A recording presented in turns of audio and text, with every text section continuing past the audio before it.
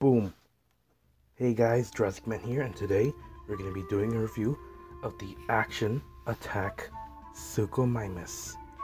Now, when I ordered this on Wednesday, I was expecting it to be on Friday, but it just came in the morning after. It was just, wow, maybe the shipping area was close by and they had this, but oh man, this thing looks so boss right now. I mean, just the whole figure itself, it looks awesome in this packaging. This dark bluish navy color in the background with a volcano and burning trees. But it's just so epic. My first Wave 2 dinosaur, and it's gonna be a special video for you all. So let's get right into it. The first thing I want to talk about is the back of the packaging. Now, we always see the front, it's practically the same, but the back of the packaging is always different. Of course, they have the Suchomimus right here. Suchomimus, massive chomping tank. The chomping feature is kind of varied by people who have it. And on the bottom, you got the Triceratops, Stegosaurus, and the Baryonyx. Also, for you who want to look for this in person, here is the barcode right here. See my camera focus on it? You can use that barcode and probably scan in any Walmarts, Targets, or any other stores that carry Jurassic World figures in the US. Because I'm pretty sure barcodes are different in other countries, but I don't know, that's just me. So, let's get this guy out of the package.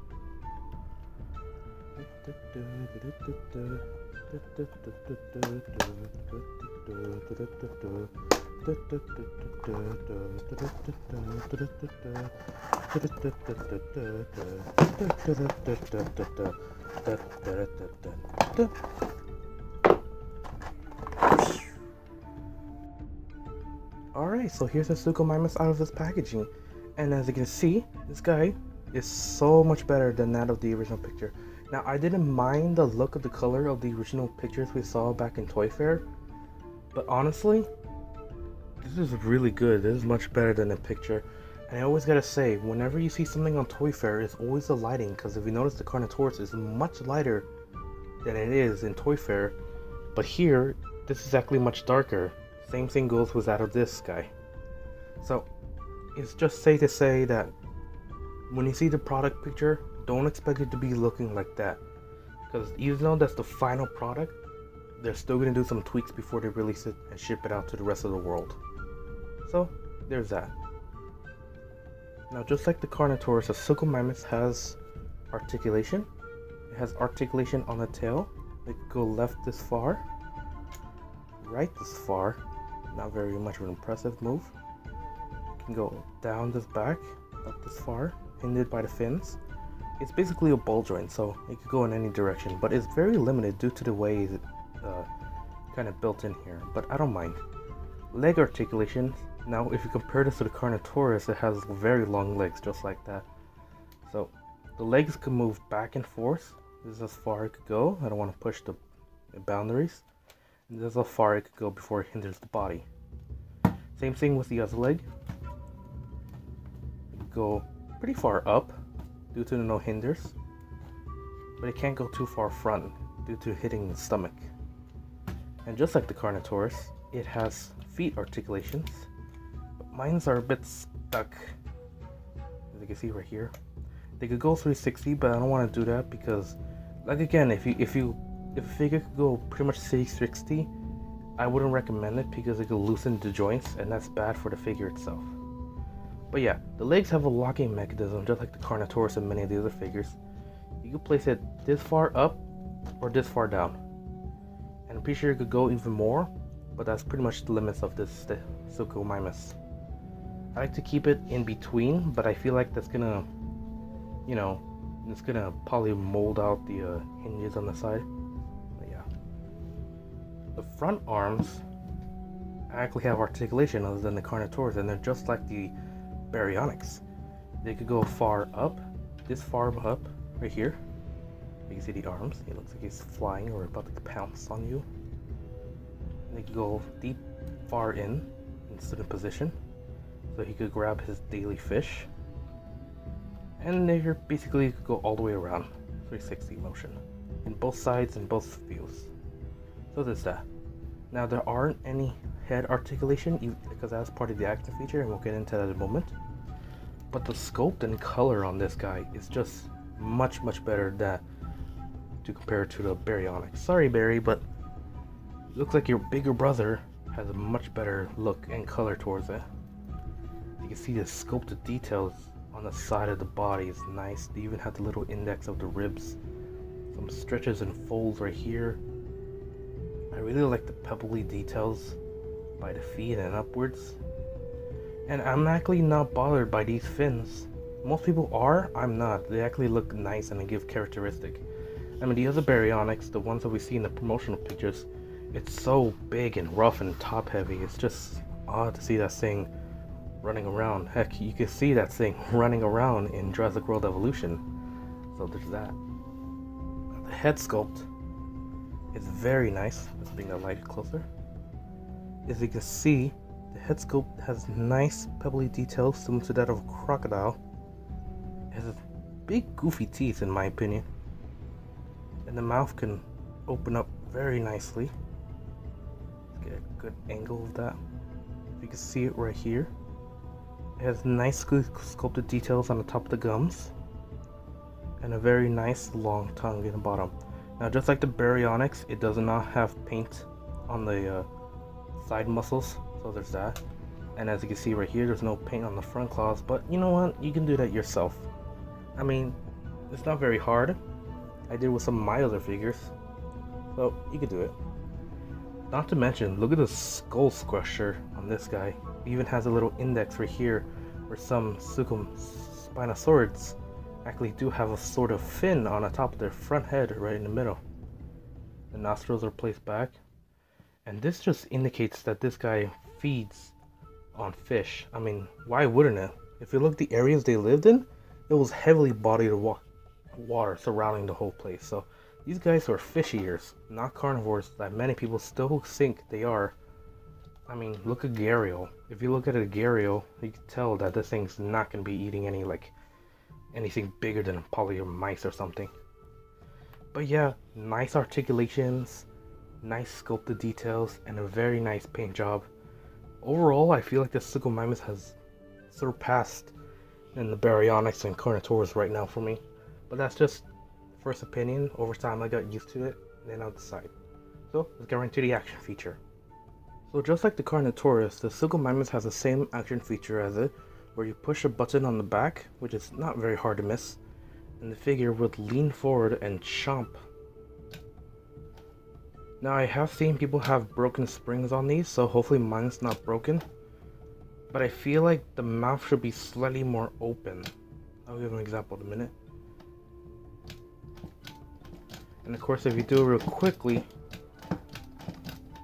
because the face is much longer than that of the Bary or the Carnotaurus, it sort of gives it a wobbly feature, and I think makes drag in slow motion or something like that. But yeah, the mouth can open much wider than it can.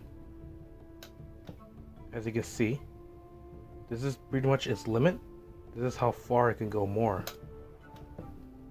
And the wobbly head is a bit troublesome for me because I feel like, just like those people that say, I think it might break the spring over time. Something you shouldn't do, and I think people do, is that in the Carnotaurus, you can actually slowly position the head up. I did that so I could get some good screenshots. It looks cool, but now the Carnotaurus kind of gets an open mouth. So I wouldn't do that unless you have an extra Carnotaurus, or you're the type of person that likes taking pictures and such. If that revolves to the Carnotaurus, it's going to revolve to this guy too, so I would avoid that unless you have a spare to have. But yeah, the action feature is pretty good in my opinion. It's pretty good. But I feel like there could be more potential to this. Maybe like a snapping action, like the Spinosaurus. Oh well. So let's get right into comparisons. Our first comparison is obviously the Carnotaurus. And as you can see, the Carnotaurus and the Suchomimus are pretty much the exact same size. I say slightly bigger, possibly due to the fact that the neck is a lot taller for the Carnotaurus. I mean the Suchomimus. But overall, I feel like these two are not very compatible because I'm pretty sure Carnosaurus is smaller, obviously, than Suchomimus. But overall, these guys are very well made and very well detailed with each other. Next one is the Stegosaurus. Now, I feel like the Stegosaurus might be too small for the Suchomimus because I'm pretty sure Stegosaurus is much larger than these two.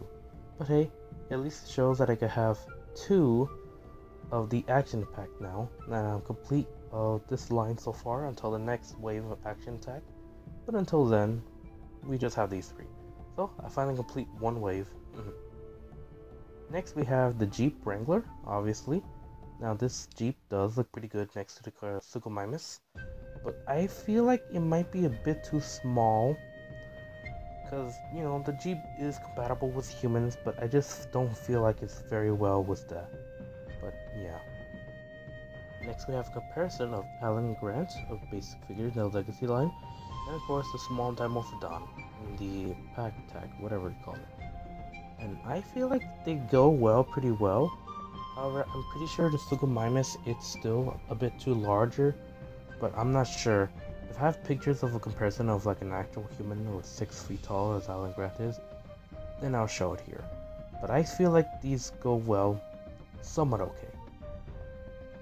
And last but not least, we got Barry. Now Barry is also part of the Spinosaurus family, and since that, they get privileges in this community. 2 Spinosaurus, both made by Mattel, while each of the other companies only at least made 1 or 2. Now that's something to say that Mattel was able to make these 3, which is pretty cool in my opinion. But overall, I just feel like they are very well made, and I cannot wait till I get my hands on the Spinosaurus. So what score would I give this Suchomimus? Well, it has nice articulations, has nice details and sculpt, has a very cool color scheme.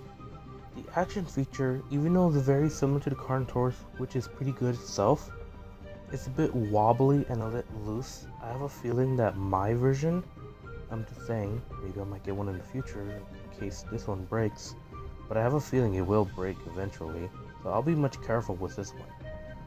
Overall, to be one of the first Wave 2 dinosaurs to have in my collection, I would have to give this guy a 4.9 out of 5. Again, my only problem with this guy is just the wobbly mechanic. I don't know, I just have a feeling it's gonna break, but I just love the sculpt, but I can't give it a perfect score due to that feature. But if anything, if you are able to find this in the store, you have to get it. It retails, you know, the same average price as an action attack, $19.99 in basically any store. But yeah, if you have to get one or you see one, you might want to hold it off for a while before, I don't know, new issues come out, just to be safe. I mean, they already did that for the Extreme Toppling T-Rex and of course some other figures in the line, such as tighter joints and such. So, if I were you, I wouldn't get them immediately, but if you really want them, I just get them in person. But yeah, I hope you guys like this review. Remember to like, comment, and subscribe, and wish me luck to find the Spinosaurus next.